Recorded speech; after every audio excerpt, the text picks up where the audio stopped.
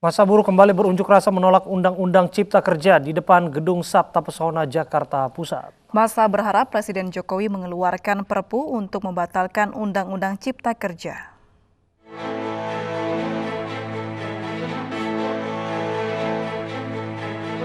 Aksi menolak Undang-Undang Cipta Kerja terus bergulir. Di Jakarta, masa buruh berunjuk rasa di depan Gedung Sabta Pesona Jalan Merdeka Barat, Jakarta Pusat.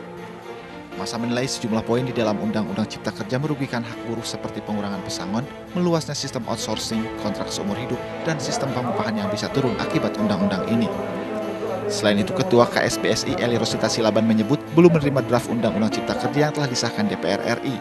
Eli mengimbau buruh untuk tidak terprovokasi hoax yang beredar. Itu ada yang salah sama sekali, jadi jangan terlalu terprovokasi dengan itu. Jadi jadilah serikat buruh cerdas, jadi buruh yang cerdas, jangan mau diprovokasi, jangan mau anarkis, karena tuntutan kita hanya undang-undang ketenagakerjaan ini bagaimana hak-hak Anda dikembalikan, apa yang sudah Anda dapatkan selama ini, itulah yang akan Anda dapatkan. Kalau tidak bisa diperbaiki, tapi jangan didegradasi, siapapun tidak mau.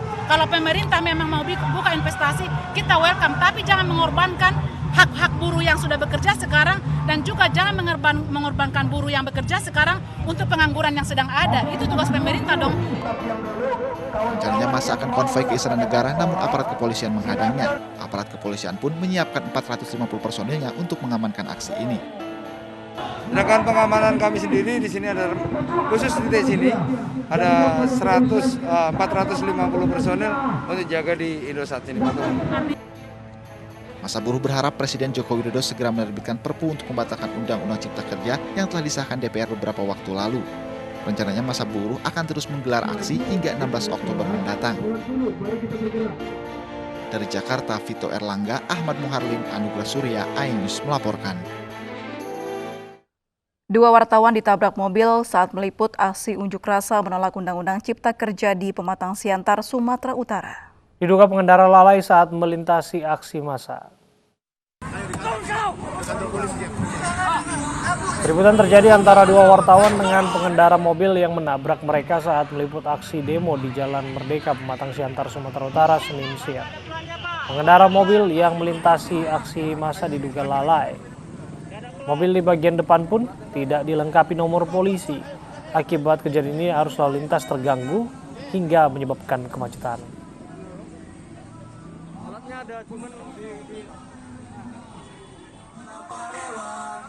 Sebelumnya aksi ratusan mahasiswa yang menolak Undang-Undang Cipta Kerja memblokade jalan ini sempat memanas.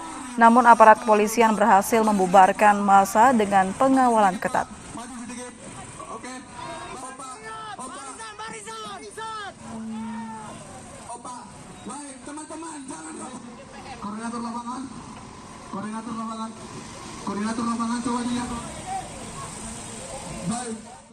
Polisi mengendus keterlibatan koalisi aksi Menyelamatkan Indonesia atau KAMI dalam unjuk rasa penolakan Undang-Undang Cipta Kerja yang berujung ricuh Kamis pekan lalu di Medan, Sumatera Utara. Ketua KMI Medan, Hairi Amri, telah ditangkap dan ditetapkan sebagai tersangka. Polda Sumatera Utara mengendus keterlibatan kelompok tertentu dalam aksi unjuk rasa di depan gedung DPRD Sumatera Utara yang berujung ricuh Kamis pekan lalu. Salah satu kelompok yang diduga terlibat adalah Koalisi Aksi Menyelamatkan Indonesia atau KMI Medan. Kapolda Sumatera Utara, Irjen Pol Martuani Sormin menyebutkan beberapa orang dari kelompok tersebut sudah ditangkap dan dijadikan tersangka. Salah seorang yang turut diamankan adalah Ketua KMI Medan, Hairi Amri. Polisi juga memperoleh bukti berupa tangkapan layar percakapan di grup WhatsApp KMI Medan yang memperkuat dugaan keterlibatan kelompok tersebut. Sampai saat ini khusus yang diamankan yang ditingkatkan menjadi tersangka 27 orang. Dan ini akan berkembang, tadi pagi juga ada yang ditangkap 2 orang dalam ujaran kebencian Undang-Undang ITE, menghasut, rasis, dan merencanakan untuk membuat kota Medan rusuh. Itu tugas polisi dengan dibantu sepenuhnya Kodam 1 Gate Barisan. Terima kasih rekan-rekan. Itu ada keterlibatan kami itu Pak, yang Bapak sebutkan tadi Pak. Sampai saat ini sudah kita buktikan dan kelompok itu memang ada. diduga akan melakukan kerusuhan saat unjuk rasa tolak Undang-Undang Cipta Kerja atau Omnibus Law di kantor DPRD Sumatera Utara. Puluhan pelajar ditangkap polisi.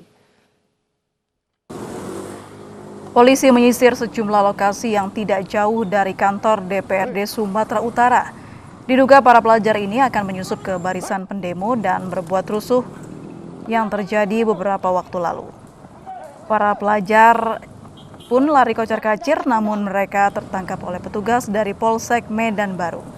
Saat diperiksa, para pelajar mengaku mendapatkan ajakan demo dan berbuat rusuh melalui pesan berantai WhatsApp. Bahkan ditemukan satu orang yang membawa tas dengan tulisan hinaan kepada DPR.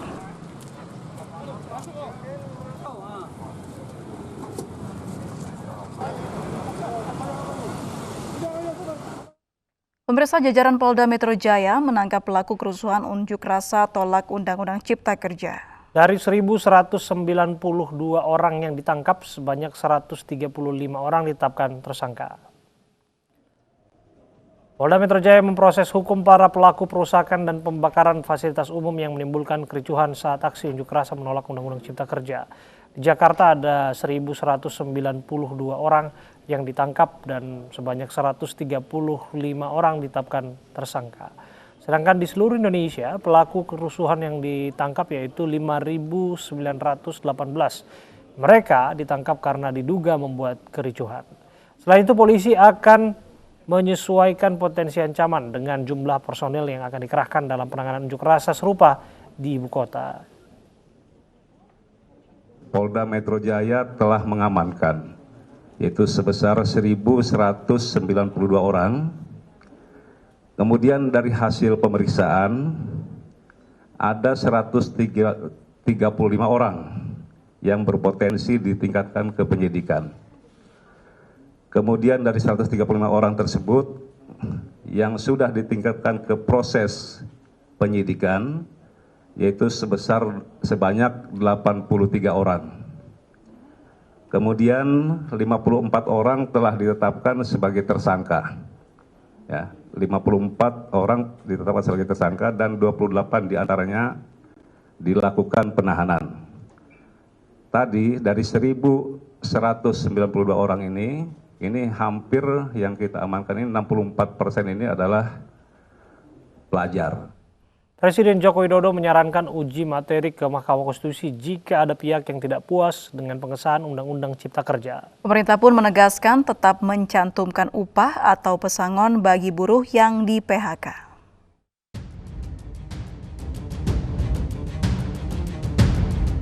Undang-Undang Cipta Kerja yang disahkan 5 Oktober lalu di DPR RI menuai polemik. Salah satunya terkait upah buruh saat pemutusan hubungan kerja. Namun Presiden Joko Widodo menegaskan bila ada yang tidak puas dengan pengesahan undang-undang ini bisa mengajukan judicial review ke Mahkamah Konstitusi. Jika masih ada ketidakpuasan terhadap Undang-Undang Cipta Kerja ini, silahkan mengajukan uji materi atau judicial review melalui MK, Mahkamah Konstitusi. Aksi penolakan Undang-Undang Cipta Kerja terjadi di beberapa daerah, termasuk sejumlah kepala daerah yang meneruskan aspirasi para buruh, di antaranya Gubernur Jawa Timur Hovifah Indar Parawansa. Setelah Undang-Undang Cipta Kerja ini disahkan DPR, Pemprov Jawa Timur menyampaikan kembali aspirasi mereka. Lalu saya sampaikan, kan dulu sudah. Iya Bu, kan dulu sebelum disahkan. Nah sekarang setelah disahkan, oh ya sudah. Ayo saya rembuki apa? Naskah dari redaksi yang kita siapkan untuk Pak Presiden. Dan mereka setuju, kemudian mereka paraf.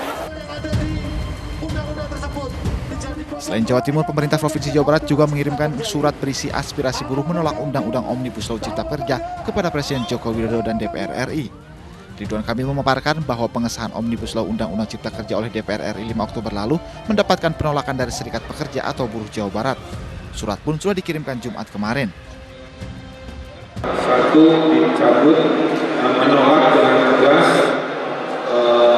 Undang-Undang Omnibus Law. Dua, meminta Bapak Presiden mengeluarkan perpu dan undang-undang tentang masalah ini. Surat itu sudah saya tandatangani. Terkait upah buruh saat pemutusan hubungan kerja, pemerintah pun menegaskan berulang-ulang jika Undang-Undang Cipta Kerja tetap mencantumkan upah buruh atau pesangon bagi buruh yang di PHK. Tim Liputan iNews melaporkan.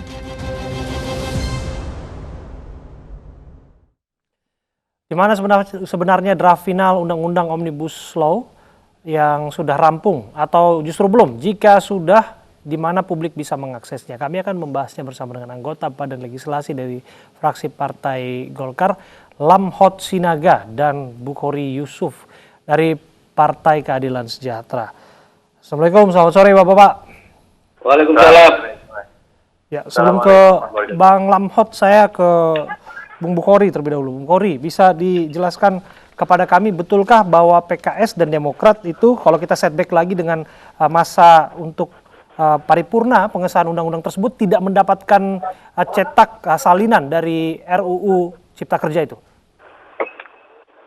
Iya, memang sampai hari ini kan kita sudah mengajukan surat beberapa hari yang lalu secara resmi kepada Sekretariat Badan Legislasi untuk mendapatkan salinan secara resmi, apakah itu bersifat hard copy maupun soft copy. Ya. Tetapi tadi saya cek di Sekretariat PKS, sampai sore tadi memang belum ada. Sampai sekarang artinya PKS belum mendapatkan cetak resmi dari salinan Undang-Undang Cipta Kerja itu? Ya, walaupun kita mendapatkan secara personal, tetapi personal ini kan memang tidak bisa dijadikan sebagai patokan ya. Secara personal itu dalam bentuk apa? Ya, dalam bentuk soft copy lah, yaitu kan kita bisa menghubungi personal kan, personal daripada sekretariatan maupun juga orang per orang. Yang kemudian memang beberapa versi, ada versi tanggal 5, bahkan awalnya kita versi tanggal 2 Oktober, tanggal 5, kemudian tanggal 9, dan tanggal 11. Dan versi hari ini juga ada yang kurang lebih ada sekitar 1035 halaman. Itu yang paling penting. Dari dua versi yang sudah Anda ketahui, ada perbedaannya tidak, Pak? Oh ya, kami belum mengecek secara rinci, Pak. Saya apalagi di luar kota dan sedang kunjungan daerah pemilihan, bukan kunjungan komisi ya. Jadi saya kira saya belum bisa mengecek tentang perbedaan satu dengan yang lain. Tetapi saya yakin secara umum seharusnya tidak ada perbedaan. Meskipun tadi ada isu saja. Cuma kalau isu kan saya tidak bisa menyampaikan ada perbedaan secara substansial, tapi kemudian sudah direvisi. Katanya begitu. Baik, kalau dari fraksi Partai Golkar, Pak Lamhot bagaimana, Pak? Maksudnya apa nih? Ya, Bang Lamhot, sederhana pertanyaannya. Jika tadi PKS saja disebutkan mereka tidak dapat cetak salinan, dari Badan Legislasi memastikan ini tidak, bahwa semua anggota DPR mendapatkan cetak salinan dan bahkan seluruh rakyat juga bisa membuka draft undang-undang yang sudah disahkan? Oh iya, terima kasih. Jadi pertama yang ingin saya sampaikan begini, kalau PKS sampai hari ini belum dapat, itu tentunya bukan domain saya untuk menjawab ya. Tapi saya akan menceritakan sepanjang yang saya ketahui. Pertama adalah bahwa semua anggota Panja RUU Cipta Kerja yang ikut pada saat pembahasan tingkat pertama itu menandatangani semua naskah RUU Cipta Kerja. Masing-masing fraksi itu menandatangani penandatanganan naskah RUU Cipta Kerja. Naskah itulah kemudian yang dibawa ke paripurna tanggal 5 Oktober. Nah, khusus mengenai PKS, setahu saya yang ikut pada saat rapat pemutusan tingkat pertama itu adalah Ibu Lydia dan Pak Amin, ya. Nah, Pak Bukhari memang waktu di awal ikut sebagai anggota Panja RUU Cipta Kerja, tapi di pertengahan beliau mungkin fraksi PKS menugaskan untuk ke tempat lain. Mungkin di situ dispute-nya, saya nggak tahu ya. Tapi saya tahu seluruh fraksi bahan itu diberikan naskah RUU Cipta Kerja. Oke, sekarang pertanyaannya, apakah masyarakat bisa mengakses itu? Kira-kira di mana? Nah begini, dalam mekanisme pembuatan undang-undang, setelah disahkan di paripurna oleh DPR RI, naskah tersebut kan 30 hari harus diberikan kepada Presiden, maksimum 30 hari ya. Nah, untuk dicatatkan ke dalam lembar negara. Nah, kalau misalnya naskah itu diberikan belum sampai saat ini belum dicatatkan dalam lembar negara, tentunya naskah itu kan belum bisa dipublish. Nah, semua proses-proses itu kan harus kita lihat secara utuh. Apakah naskah RUU Cipta Kerja yang sudah disahkan di paripurna DPR RI, apakah sudah mendapatkan menjadi lembar negara dan sudah ditandatangani oleh Presiden? Itu kan harus disesuaikan gitu, harus dilihat gitu. Oke, kita kembali ke Bung Bukhari. Bagaimana komentar Anda? Jadi pertama, memang betul bahwa saya ini ditugasi oleh fraksi menjadi koordinator untuk panja Omnibus Law Cipta Kerja. Dan ketika keberadaan saya di dalam panja itu diganti personalnya, posisi saya untuk mengkoordinasi dan membahas. Ya, soal disebutkan tadi Pak Bukhari bahwa sebetulnya draft finalnya, naskah finalnya sudah ditandatangani oleh anggota fraksi PKS yang ada di Badan Legislasi. Kami sangat berbahagia kalau misalnya ada draft yang sudah diparaf oleh seluruh fraksi atau sekurang-kurangnya fraksi yang menyetujui itu, sangat berbahagia sekali. Dan sangat bagus kalau itu kemudian bisa dibuka kepada publik, karena itu yang akan bisa menyelesaikan berbagai macam kesalahpahaman dari pihak-pihak. Jadi saya sarankan yang tadi disampaikan Bang Langhot bahwa sebelum dibawa ke paripurna, artinya sebagai persyaratan di dalam pengambilan keputusan tingkat 1, memang seharusnya draft itu sudah rapi dan diparaf oleh semua daripada fraksi atau paling tidak fraksi yang menyetujui. Nah, itu draft itulah yang seharusnya dibagikan kepada semua fraksi dan kemudian bisa diakses publik untuk bisa menyelesaikan berbagai macam kesalahan. Oke, Bung Bukhari, nanti kita akan lanjut lagi mengapa draft yang demikian dipertanyakan belum rapi sampai dibawa ke paripurna. Kita tanyakan kepada Pak Lamhot nanti. Dialog akan kami lanjutkan usai jeda.